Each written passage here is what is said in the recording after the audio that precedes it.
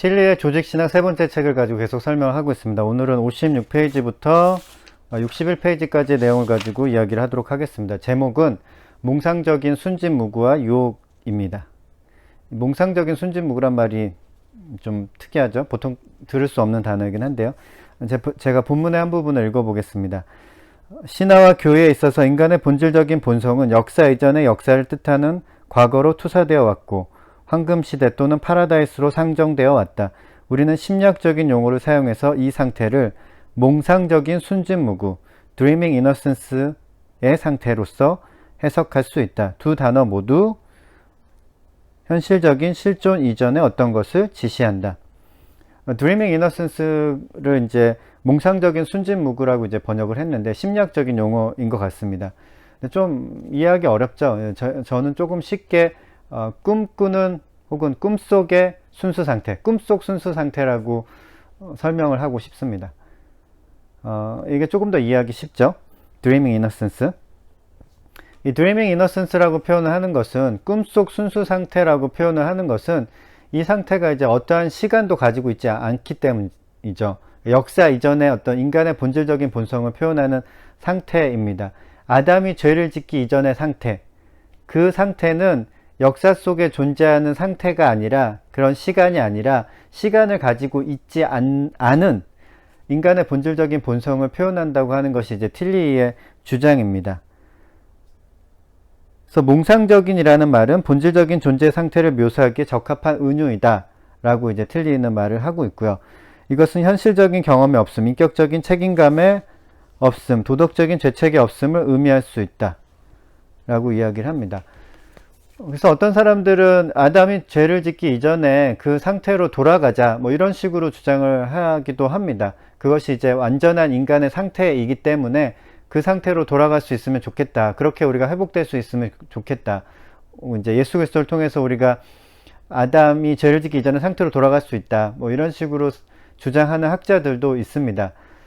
그런데 잘 생각해보면 이게 좀 모순이에요. 왜냐하면 아담이 죄를 짓기 이전의 상태가 완전한 상태, 완전한 인간의 상태라면 사실은 죄를 지을 수 없어야 해요. 죄를 지을 수 없어야지 완전한 상태라고 할 수 있습니다. 타락할 수 없어야 하는데 그 완전한 아담이 죄를 지을 수 있었잖아요. 이 말이 의미하는 바가 뭐냐면은 사람이 완전해진다고 하더라도 또 타락할 수 있다는 말입니다. 그렇다면 우리가 도달할 수 있는 아담이 죄를 짓기 이전의 상태인 그 완전이라는 것이 무슨 의미가 있는지 한번 생각을 해볼 수 있어요. 별 의미가 없죠. 왜냐하면은 그 완전한 상태에 도달한다고 하더라도 또 타락할 수 있기 때문에 그 부분에 대해서 이제 틸리가 이렇게 이야기를 합니다. 정통주의 신학자들은 타락 이전에 아담에게 완전의 완전을 부여하여 아담을 그리스도의 모습과 동일하게 만들었다. 이런 방법은 부조리한 것일 뿐만 아니라 타락을 완전히 이해할 수 없는 것으로 만들어버린다. 네, 틸리가 말하고자 하는 바는 무엇이냐면 아담이 죄를 짓기 이전의 그 상태는 본질적인 본성, 인간의 본질적인 본성을 나타내는 꿈속 순수 상태라고 하는 것입니다. 그것이 어떤 시간을 가지고 있는 것이 아니라는 거죠. 역사적인 사건이 아니라는 거죠. 그것을 이제 표현하고자 하는 겁니다.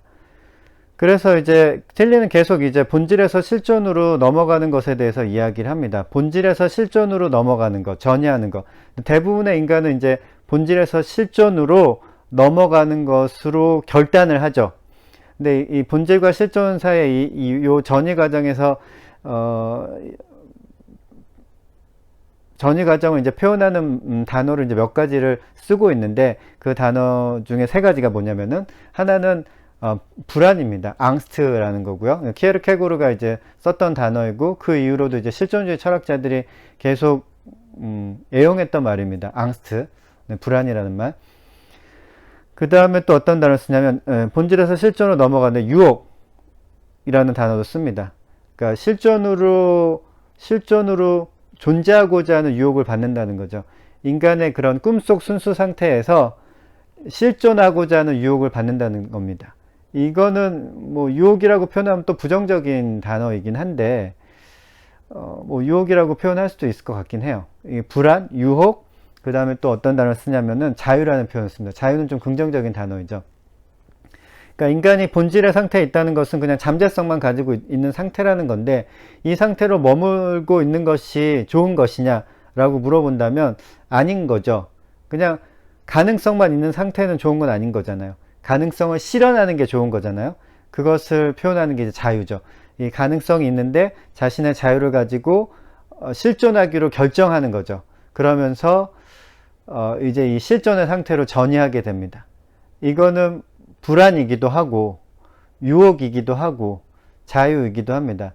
이게 불안이기도 한 이유는 뭐냐면은 인간의 자유가 유한하기 때문에, 그리고 이제 이 실존으로 존재하면서 여러 가지 문제가 생깁니다. 이 꿈속 순수 상태에서는 뭐 다 좋잖아요. 꿈속에서 나쁜 일 일어날 게 뭐가 있습니까? 그러나 이제 실존하게 되면은 문제가 발생합니다. 인간의 자유는 유한하고, 여러 사람과의 관계로 인해서 또 문제가 발생하고, 어떤 사회 시스템 안에서 뭐 발생하는 문제들도 있고, 인간의 생명이 유한하기 때문에 또 발생하는 문제들도 있고, 인간이 실존하기 때문에 발생하는 문제들이 굉장히 많이 있습니다. 그래서 이게 안정된 상태는 아니라는 거예요. 그래서 불안한 상태라는 거죠. 사실 본질에 있는 것도 불안한 거고, 이쪽으로 계속 유혹을 받기 때문에 실존에 있는 상태도 불안한 상태입니다. 안정된 상태는 아닌 것이죠. 그러니까 이 실존의 상태에서 발생하는 문제들을 사실은 해결할 수 있어야 하는 것이죠. 그것이 더 좋은 거죠.